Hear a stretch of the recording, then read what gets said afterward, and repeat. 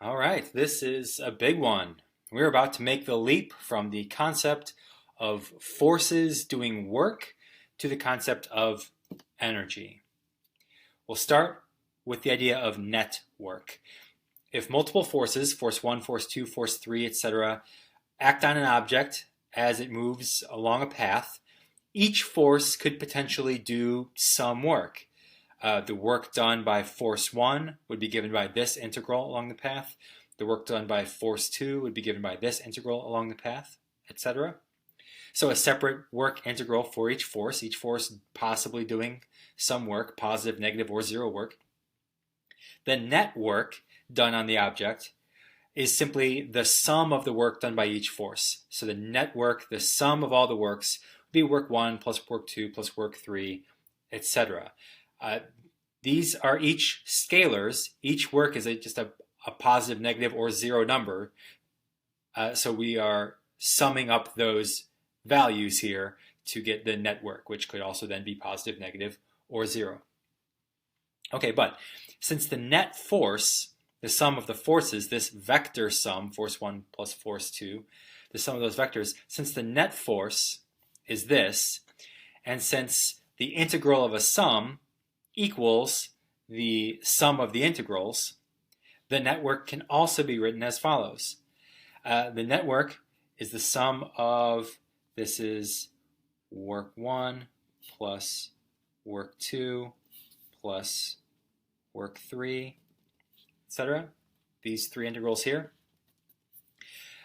This is a sum of integrals. We could sort of rewrite that as the integral of the sum of the forces dotted with dr, which is the integral of the net force dotted with dr. So what we've got here is the net work on an object can be found by integrating the net force on that object along some path. So in other words, the net work is the work done by the net force. Okay, so we've established that.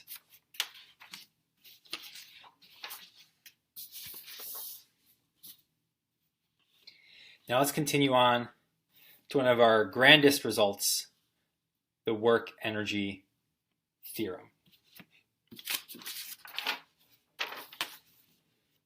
Okay, this is sort of an argument that I'm going to lead you through. If we combine the definition of net work that we just came up with Newton's second law, we can relate the net work done on an object of mass m to the change in the object's speed, v, as it moves along a path. It is going to relate the net work done on an object to the change in the object's speed, from some initial value v1 to some final value v2. This is going to lead us to the definition of kinetic energy.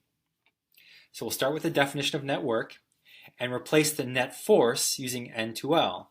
Net force can be represented as the mass of the object times the time derivative of the velocity, in other words, the acceleration.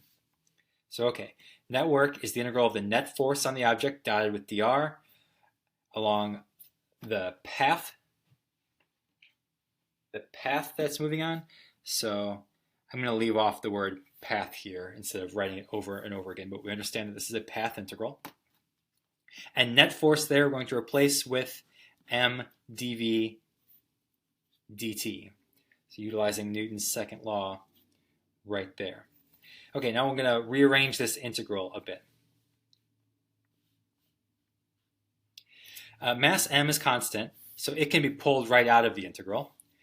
Now, since the velocity equals the time derivative of the position, dr dt, we can replace dr with v dt, and then cancel factors of dt in the numerator and the denominator to change the variable of integration from position r to velocity v. So restarting from here, I'm going to replace dr with v dt, cancel out those factors of dt. Note that we factored out the mass m and arrive here. at m times the integral of v dot dv, the velocity dotted with the small change in the velocity. All right, now a momentary aside. Using the product rule of differentiation, we can argue that the differential of the square of the magnitude of v, which is equal to v dotted with itself, we can argue that the differential of this can be written as follows. So the differential, a small change in the square of the magnitude of v, is a small change in the dot product of v with itself. All right, and now product rule says that we can write this as the differential of v dotted with v plus v dotted with the differential of v. So dv dot v plus v dot dv. And since the dot product is commutative, these two terms here are identical. So we can sum them to write 2 times v dot dv, twice the velocity dotted with a small change in the velocity. So in other words, since we're showing this being equivalent to that, v dot dv can be expressed as 1/2 of the differential of the magnitude of v squared. And so that's what I'm going to do with this term right here. I'm going to replace v dot dv with this.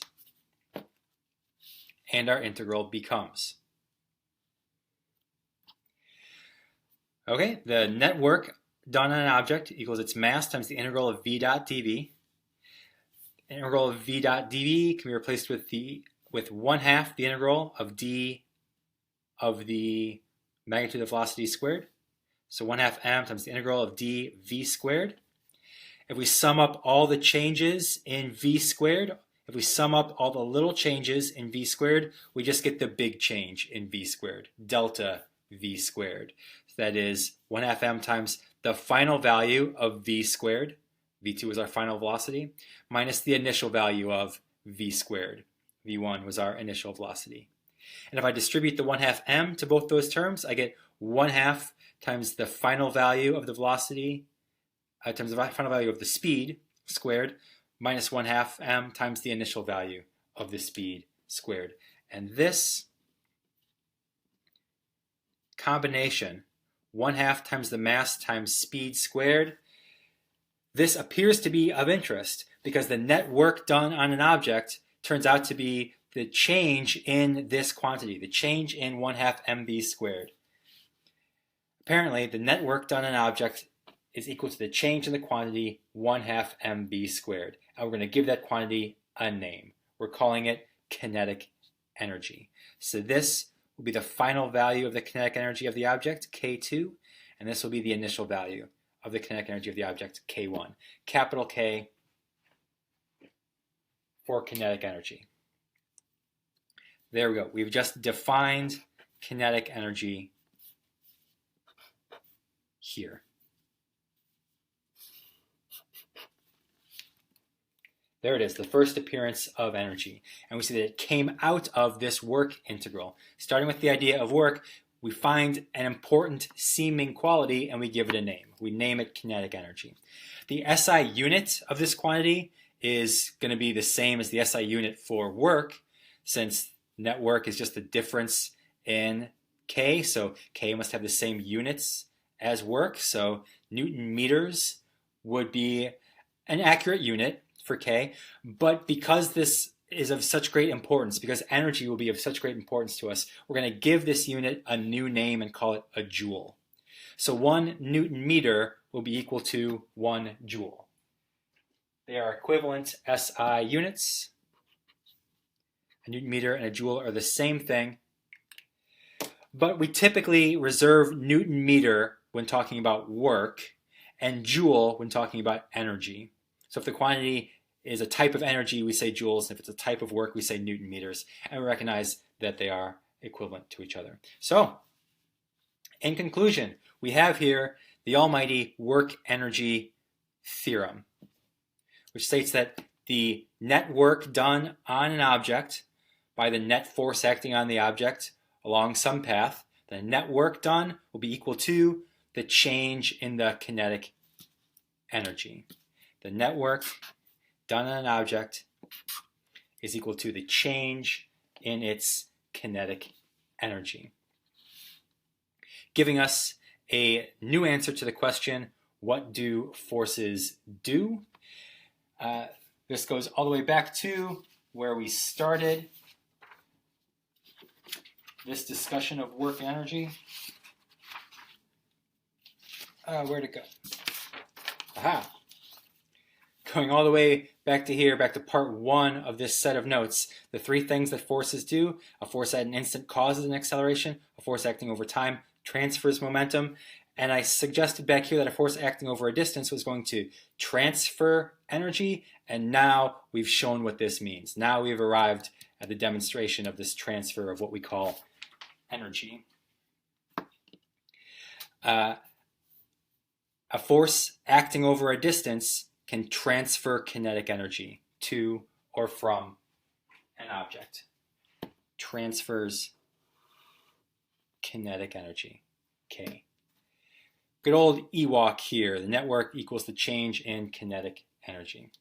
So let's explain what happens to the kinetic energy and the speed of an object when the net work done on the object is positive, 0, or negative. So let's just sort of conceptually think about what the work energy theorem here is telling us.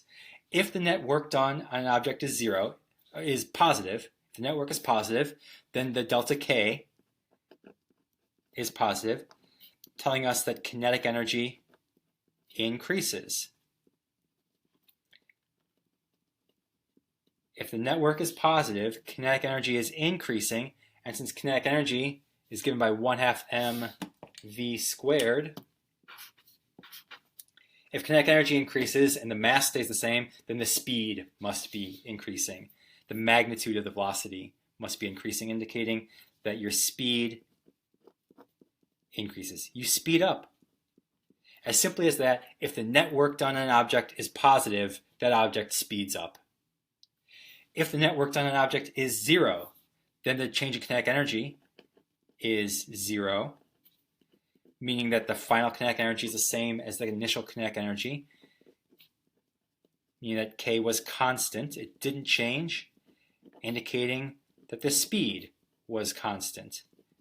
It did not speed up. It did not slow down. Although, this is important, although it didn't speed up or slow down, it could be that the velocity changed direction. The direction of V could have changed.